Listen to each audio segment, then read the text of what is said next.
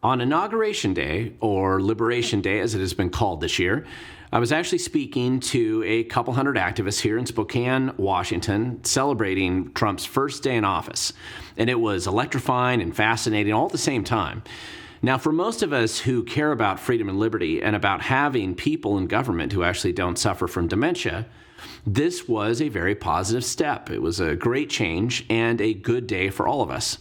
And I don't think that we've ever actually seen anything like this before on the political stage. I mean, frankly, there were so many great things that happened. It is impossible to cover all of these positive steps in one video. I won't even try. From dumping the corrupt Paris Accords, getting out of WHO, removing the security clearances of obviously corrupt bureaucrats, pardoning the J6ers, to standing in front of Biden, right in front of him, and then stating that the federal surveillance and abuse of the citizens and our First Amendment rights, those days are over.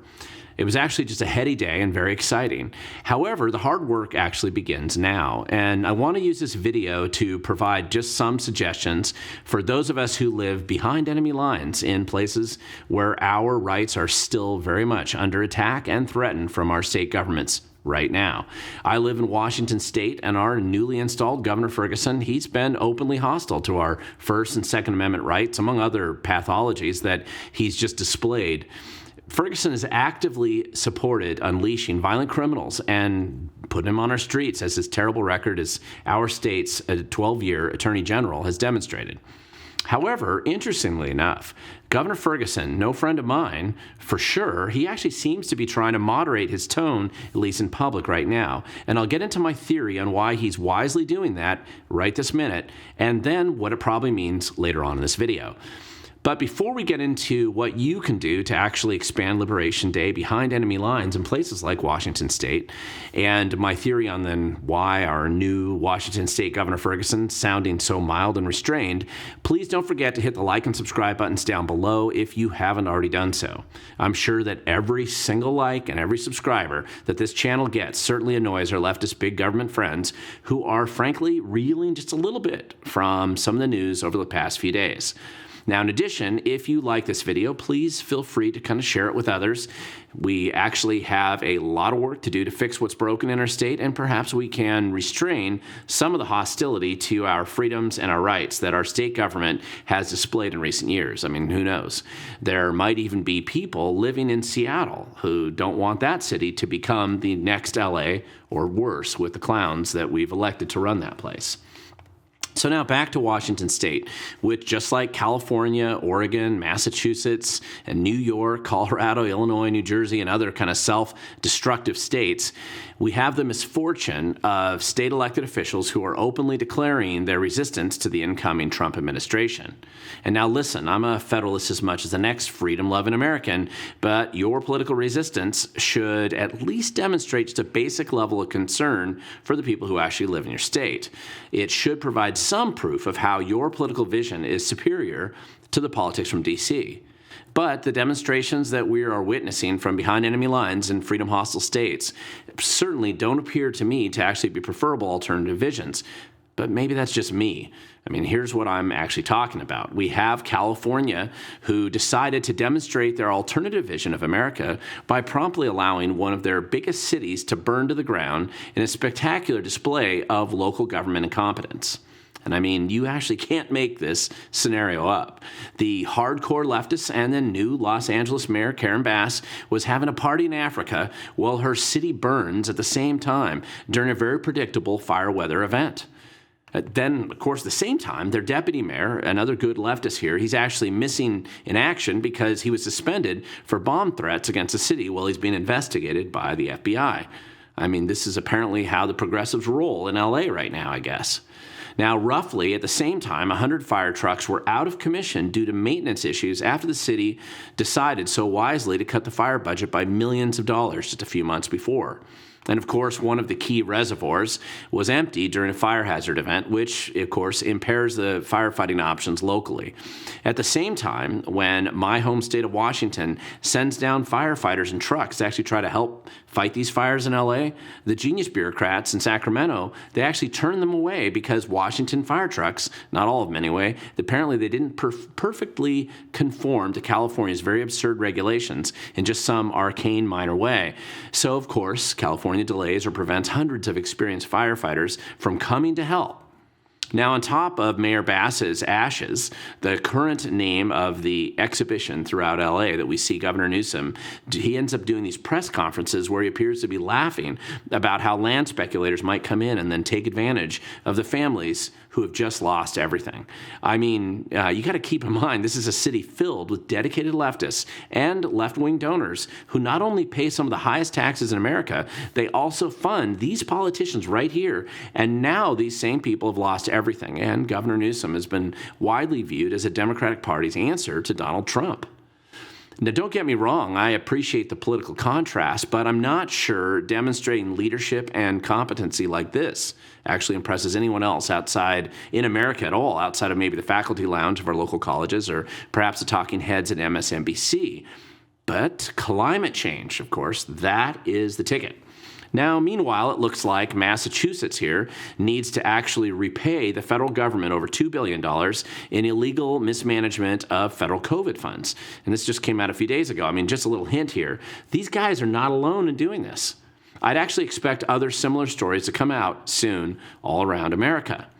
Now, on top of this, states like Illinois and Washington, Oregon, and Colorado, they've all decided to help the drug cartels and violent criminals in our states by concealing their whereabouts, wisely apparently, from ISIS deportation efforts, which are starting this week. I mean, protecting these criminals so that they can in turn just continue to abuse the people who live in these same states, obviously behind enemy lines.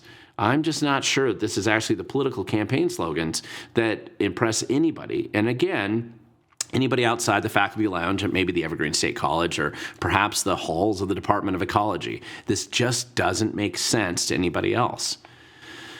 Now, before I close this video with some practical steps that I believe you can take to restore some sanity and freedom and then fix what's broken in states just like my home state of Washington, I want to explain why I believe Governor Ferguson has actually been wise to take a much more kind of conciliatory approach to the new federal administration, at least in some recent public statements. Now, first, nobody should trust him or believe anything he says. I mean, that's obvious. You need to judge him by his actions. And as Attorney General, this guy here bragged about his 99 lawsuits against Trump in his first debate last year during the election season. He actually spent the entire time in some kind of weird Trump derangement syndrome meltdown where that's all he could talk about.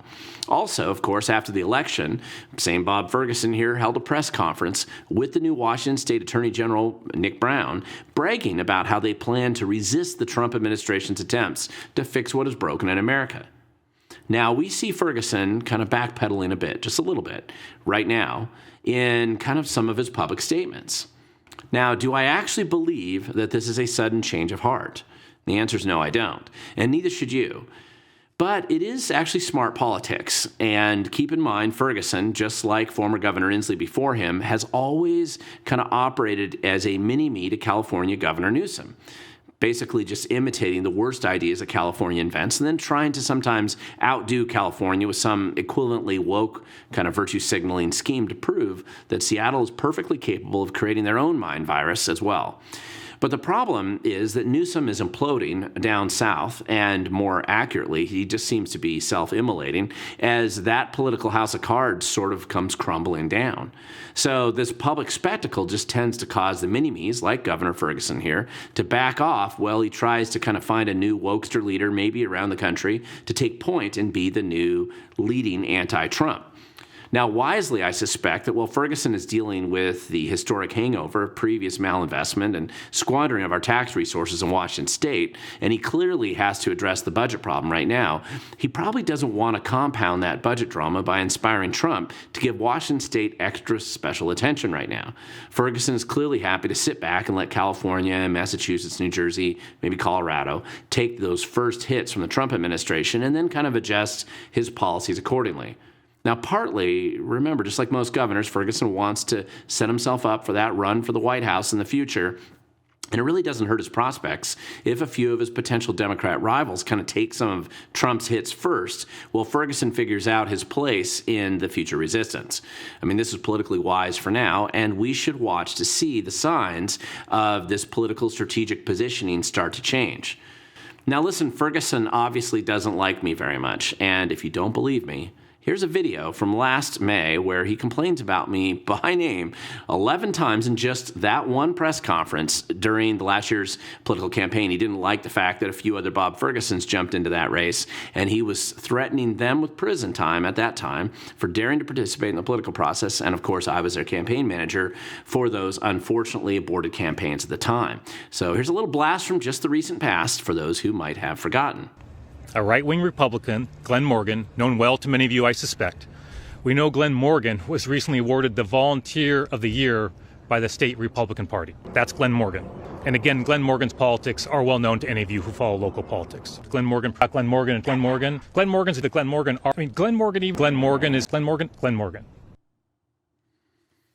Yeah, so if Governor Ferguson has an enemies list, I guarantee that I am definitely on it. But that being said, it still doesn't mean that we can't recognize when he's being sneaky or in tactical retreat. And Governor Ferguson is clearly watching D.C. and the other politically aligned states who actually want to sabotage the Trump administration efforts as well. Well, at least we have a political contrast that does seem to be widening all the time. However, just because you might be living behind enemy lines in political jurisdictions where your constitutional freedoms are certainly under direct threat by state politicians, just like I am, along with my closest friends and at least 1.7 million other Washingtonians who certainly share my desire to fix what's broken here, that doesn't mean that you can't push back and then make a difference. So here's just a small sampling of some of the suggestions for you that I think as practical activities that you can take right now, you can actually make an impact. And as always, there are never any guarantees, but I believe that these actions can actually help. Now, first, it is important to highlight some of the crazy and political, insanely bad ideas that some of the recently proposed legislation, which Democrats just seem determined to support in our state legislature. In truth, and I'm not sure much of this is actually going to be landing on the governor's desk, but it never hurts to highlight the dumb ideas like rent control, support for violent criminals, handing cash stashes to illegal aliens, suppression of free speech, trying to destroy our children's future education, or Second Amendment restrictions that are all proposed by Democrats this cycle. Now, I produced a video earlier, just last week, about how to make public comment on these bills, and I encourage you to do so. It really typically just now takes a few minutes of your time. It's very easy, and every little bit helps. And that's something you can do. However, I'd actually also like to encourage you to flood the Department of Homeland Security and the incoming Trump administration with demands or requests that they make the federal visa list public. I mean, these are the people, and these are the legal visa. These are F1, H1B visa holders. These are the people who are legally here in our country. These mostly good people. They're in no danger of deportation. They're not breaking any laws as a visa holder. And in fact, many of these people are doing great work in our state and our country. However, the value of this list becoming a public record would be that the fact it actually demonstrates how flawed our election system is in our state and others. And most of these people have actually been registered to vote, certainly here in Washington State and elsewhere. Even though our Secretary of State here, he knows that they're not citizens. Now, I've had dozens of these people come to me, people who've been registered to vote against their will who are not U.S. citizens, and they show me their ballots over the years. And many of them know that they should not be registered to vote, and they're often registered against their will. Now, some of them have probably been convinced to violate the law and vote, or maybe somebody has voted for them in the past. And while I expect this to not be a huge number at this point in time, it's still worth exposing the truth. And this exposure of the truth will help us in our efforts nationwide to actually clean up the pathetic embarrassment of our current voter registration system, particularly in the blue states, but this is actually a red state problem as well. Now, the Department of Homeland Security controls these lists. I was actually involved with some good government activists, basically, who tried to get these lists during the first Trump administration. And that administration at the time, they refused to provide them under the Freedom of Information Act. But there's just no reason not to make them public today. So put some pressure on these guys. Here's another example. The new administration will be appointing new U.S. attorneys, even in the blue states like Washington State, where the Trump administration will actually be appointing two, one for Seattle and one for Spokane.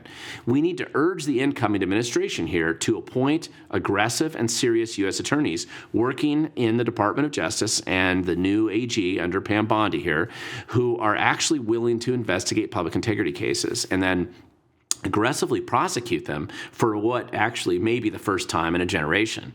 A lot of federal funds have vanished in Washington state and they've been misused in recent years. COVID fraud, nonprofit grifting fraud, drug cartel involvement with the nonprofit grant grifting class in our cities, particularly in Seattle, misuse of federal funds on public work projects, education scams. I mean, remember those ghost classes from Western just a few years ago? I mean, do you really think that they're the only ones who do stuff like this? Listen, nobody has basically been paying attention to these issues, and our existing political class and the grant grifters who support them, they have a lot to hide. So let's help the incoming administration here know where to look and encourage more whistleblowers to come forward. This will only help if we have aggressive and serious people appointed in these U.S. attorney positions. Now, finally, don't be afraid to provide evidence of efforts by the Ferguson administration or other local kind of lefty jurisdictions in Washington state who are trying to destroy evidence of wrongdoings, and they're basically working hard to suppress free speech rights. Think Ferguson's Orwellian kind of domestic violence extremist censorship task force here. And then, of course, his abusive Second Amendment pro-criminal push where Ferguson wants to attack and criminalize law-abiding citizens for daring to own firearms and exercising their clear and obvious Second Amendment rights, while at the same time actively supporting violent sex predators and illegal alien criminals who are often just unleashed and dumped into our communities. The more we expose the truth about what freedom-opposed leftist-leaning places like Washington state are actually attempting to do to harm us, I think the better opportunities we're going to have to stem the tide or even reverse many of these policies. Now listen, it may be Liberation Day at the national level, but there is an amazing amount of work to do. And those who have profited from the abuse inflicted on us by big government in the past are not going to go away without a lot of pushback. This is doubly true if you live behind enemy lines like I do in Washington state, where the dominant political class is also part of this hostile resistance campaign. However, I think by exposing the problems here, not only do we start to fix what's broken where we live, but we also protect our neighbors in sleepy red states where, frankly, the creep of big government tends to infect them from states just like ours. Defeating these horrible policies in states just like Washington is how we save the republic in the end. However, it only happens if you are actually willing to show up, and you have to do your part. Find something that you can do and then take your first step today. Because, as I always say, the future belongs to those who show up.